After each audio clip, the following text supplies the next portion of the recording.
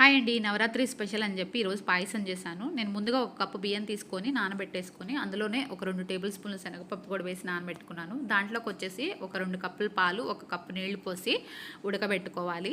తర్వాత అందులో ఉన్న వాటర్ మొత్తం ఉడికిపోయిన తర్వాత మళ్ళీ స్పూన్ తీసుకొని మనం ఒకసారి అన్నం మొత్తాన్ని కూడా మెత్తగా కలుపుకోవాలి. ఇంకా ఆ తర్వాత వచ్చేసి సరిపడినన్ని పాలు పోసుకోండి. నేను వచ్చేసి ఇందులో ఒక 3/4 లీటర్ వరకు పాలు పోసాను. ఇంకా తర్వాత కొంచెం యాలకుల పొడి, కొంచెం సాల్ట్ వేసుకొని లైట్గా, తర్వాత తురిమిన కొబ్బరి అంటే చిన్న చిన్న ముక్కలుగా కట్ చేసి వేసుకోవాలి. నాకు బెల్లం వచ్చేసి ఒక 3/4 కప్పు, అంటే నేను తీసుకున్న కప్పు కాదు, వేరేగా మామూలుగా అయితే ఒక 3/4 కప్పు వరకు బెల్లం పడుతుంది. బెల్లం వేసిన తర్వాత అన్నాన్ని కదపకుండా ఉంచాలి, ఎందుకంటే బెల్లం వేసిన తర్వాత కదిపితే మొత్తం కూడా అడుగంటుతుంది.